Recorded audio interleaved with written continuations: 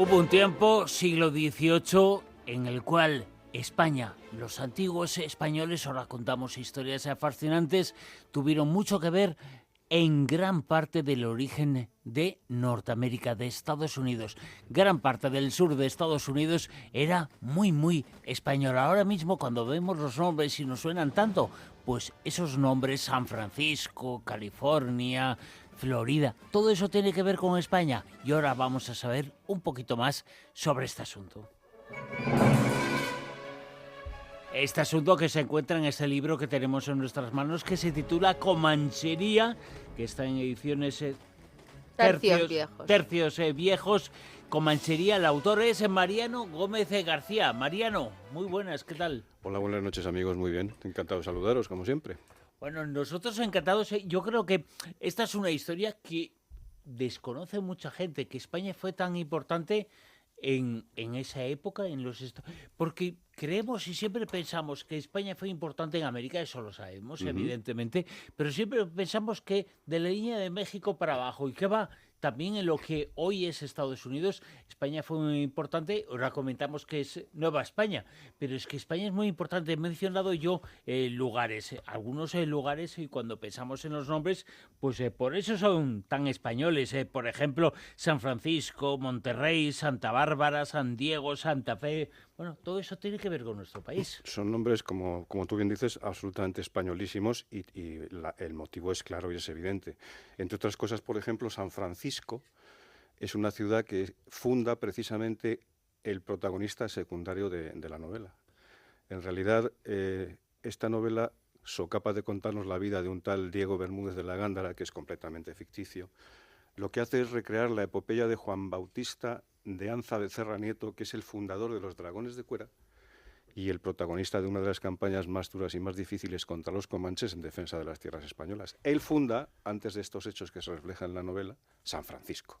San Francisco fundada por este hombre, como tantísimas otras ciudades fundadas por el sencillo expediente, fijaos, lo de sencillo relativo, de enviar una docena de frailes y una docena de dragones de cuera. Los dragones de cuera iban edificando... ¿Qué son eso? ¿Qué son los dragones de cuera? Porque digamos que es el... En torno a ellos gira toda la historia, toda la novela y toda esta parte del... ¿Quién ha oído? Yo la primera vez que he oído hablar de los dragones de cuera es gracias a tu libro.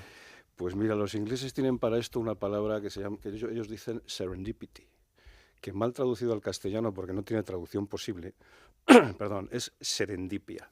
La serendipia se da cuando tú estás buscando algo y repentinamente encuentras otra cosa que no tiene nada que ver con lo que buscas y que normalmente tiene más valor o más importancia. Yo estaba buscando unas ilustraciones de dragones en internet para unas camisetas que quería hacerme. Y entonces de repente leí dragones de cuera y dije, ¿dragones de cuera? ¿Qué es esto? Bueno, pues os podéis figurar cómo se desarrolló el acontecimiento. Empecé a tirar del hilo y al final averigüé quiénes eran los dragones de cuera. Y precisamente, al ver que allí había una historia interesantísima, pregunté a amigos y conocidos por los dragones de cuera y nadie, Bruno, me supo decir quiénes eran los dragones de cuera. Dragones de cuera eran lo que lo conocemos como soldados presidiales. Eran caballería de élite española, española, criolla, mestiza, que defendían la inmensa frontera que va desde la costa este americana a la costa oeste. Esos son los dragones de cuera. O sea, que en realidad lo que pasaba era que nosotros, ¿no? Como seguíamos ahí teniendo esa parte para intentar mantener el imperio, se necesitaba esas personas, pero no unas personas especializadas de frontera, que eran muy dificultoso, porque claro, al fin y al cabo estábamos con lo de siempre. España sí ya estaba posicionada, pero había muchos enemigos que querían coger ese territorio, era inmenso y claro, defender aquello era muy complicado. Entonces, estas personas, ¿cómo cogían y se entrenaban? ¿Cómo cogían? Me imagino que a convivir tantos, has dicho criollos, nuevos hispanos, españoles, ¿cómo se adiestraban? ¿Cómo hacían para que fueran esa caballería de élite? Pues mira, para empezar son gente durísima, porque son gente de frontera. son gente acostumbrada al sufrimiento y a estar a caballo entre dos civilizaciones. Cuando los americanos llegan 200 años más tarde, se encuentran con una sociedad mestiza que está funcionando perfectamente. En realidad, porque los dragones de Cuera son gente del pueblo, gente que procede del propio pueblo, y que entonces se entremezcla en todos los sentidos con las tribus indias. Aquella sociedad funciona como un reloj.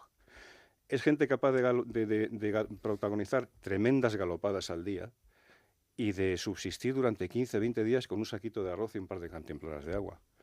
Ten en cuenta que además cuando galopan transportan 2 mulas y 6 caballos más. Con lo cual, si revientan un caballo, automáticamente saltan a lomos del otro y siguen con su misión.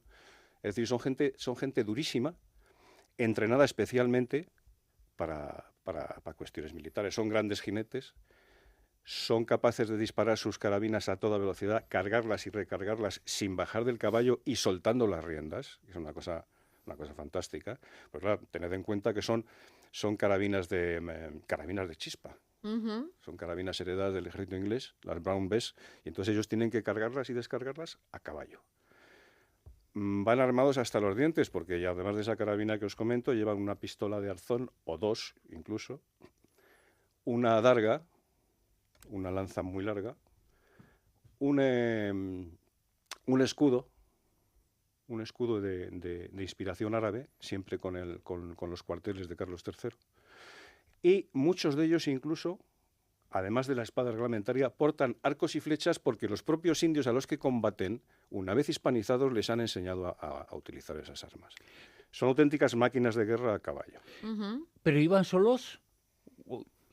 Porque los dragones de Cuera eran relativamente solitarios, ¿no? Tenían que hacer una serie de misiones, que quién se las encargaba la misión, porque tendría que haber, aunque fueran solos, un objetivo común para todos ellos. El objetivo común es defender la frontera española a toda costa.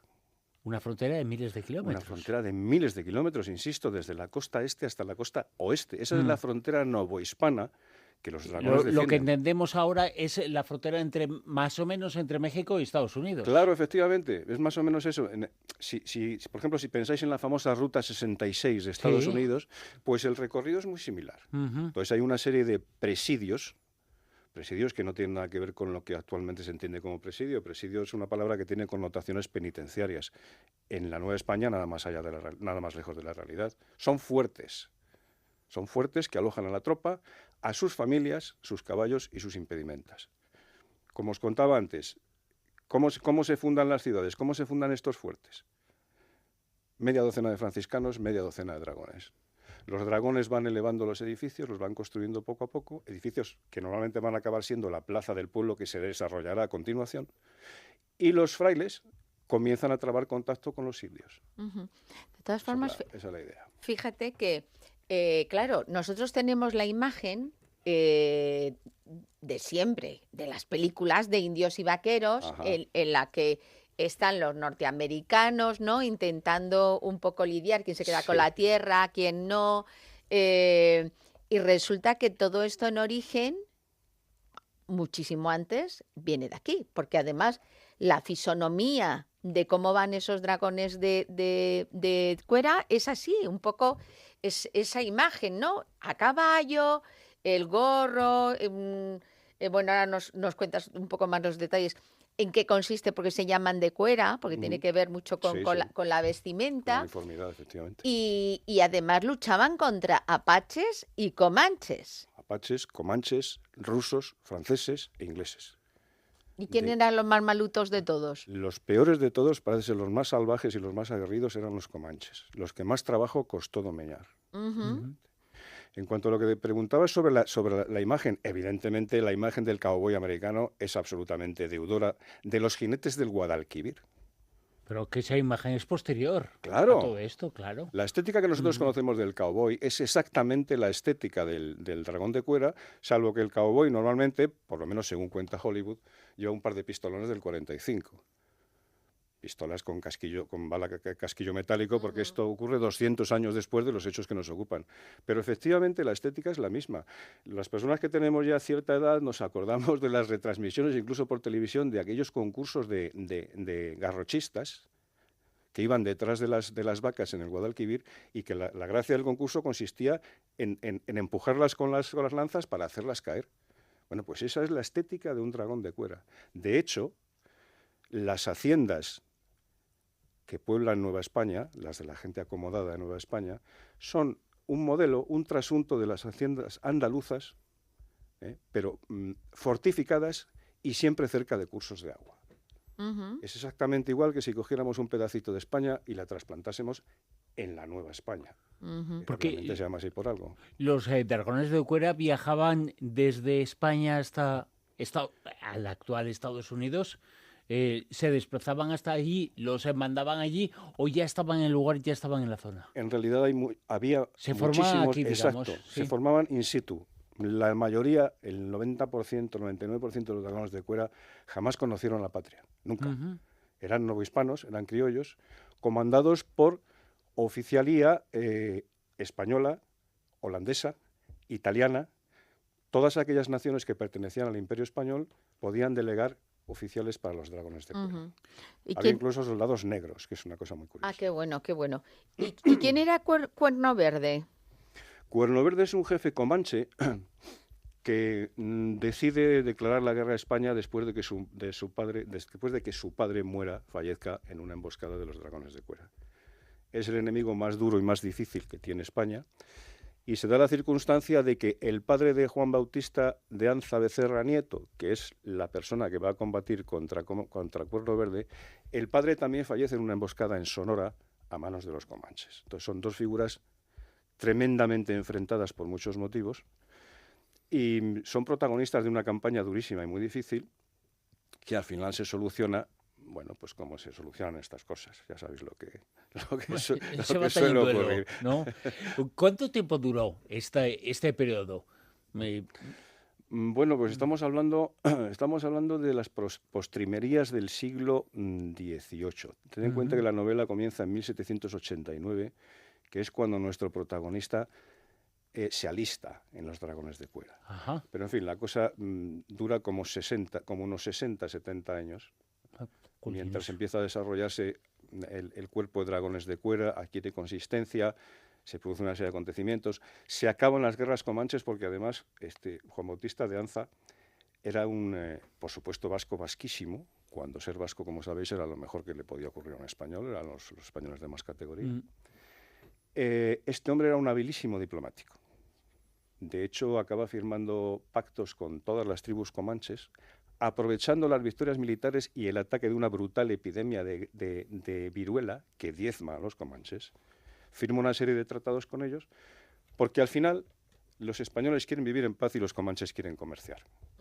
Él se da cuenta de lo que está ocurriendo y, apoyándose en el asesinato provocado por él del sucesor de Cuerno Verde, al final pacta con el resto de las tribus comanches. Además, es una cosa muy curiosa, porque incluso nombran presidentes de las naciones comanches, reparten cargos, en fin, reparten dinero, por supuesto, a manos llenas, y consiguen pacificar, durante lo que se llama la Paz de Anza, que dura como 60 años, pacificar las fronteras de Nueva España. Este señor, Juan Bautista de Anza, hoy en día se le recuerda.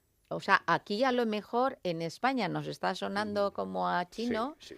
porque es así. Sí. Y tenemos más imagen, pues eso, de General Custer y de cosas así. Sin duda. Pero él se le tiene, porque yo he visto imágenes con estatuas, calles, o sea, que sí se le tiene en consideración. Sin duda, siguiendo una pésima costumbre que tenemos los españoles, ignoramos la tremenda talla de muchas de nuestras figuras históricas. Como tú bien dices, Custer es una persona a la que conocemos, aunque sea por encima, perfectamente, y Juan Bautista de Anza Becerra es un hombre del que no se oye hablar. Efectivamente, en Estados Unidos hay un día dedicado a este hombre. Hay lo que llaman The Anza's Trail, la pista, la carretera de Anza, que va recorriendo lugares, enclaves históricos para los dragones de cuera, presidios, fuertes, etcétera, etcétera. Y el día que celebran la historia de este hombre, hacen recreación militar, se visten de dragones de cuera, etcétera, etcétera, etcétera. Porque en realidad la otra imagen que nos llega desde Hollywood de los dragones de cuera, pues es bastante degradante para nosotros, porque si pensáis, por ejemplo, en el zorro, las películas del zorro, el sargento García, que es la bestia negra del zorro, es un dragón de cuera.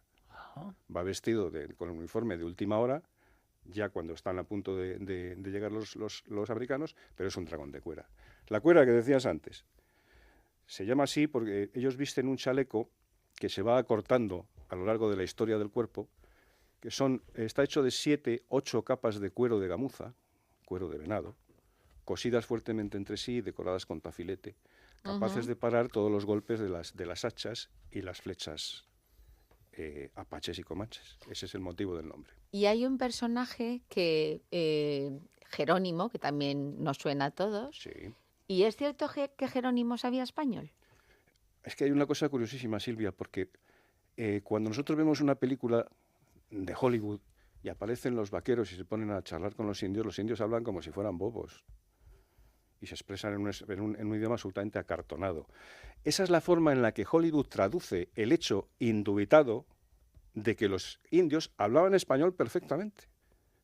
Evidentemente no es un español como el nuestro, pero era el español del siglo XVIII. Jerónimo se llama así por San Jerónimo, uno de los exégetas de la Biblia. Efectivamente, o sea, ellos hablaban perfectamente castellano. Había jefes indios que se llamaban Pedrito, Juanillo. Es una tradición perfectamente novohispana. Ten en cuenta que había muchos grupos de apaches que dejaban a sus mujeres y a sus niños en manos de los españoles cuando se iban a cazar. O sea, que había una colaboración tremenda entre razas.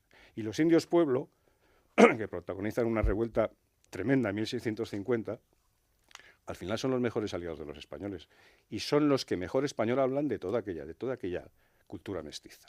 El libro se titula Comanchería, está en Tercios Viejos. El autor, nuestro compañero Mariano Gómez García. Muchas gracias por trasladarnos a una época que hemos olvidado aquí y allí también, que hemos olvidado. Hay que recuperarla. Efectivamente, muchas gracias. Y gracias a ti por contarnos y seguiremos hablando de esa época. Gracias. Gracias, Mariano.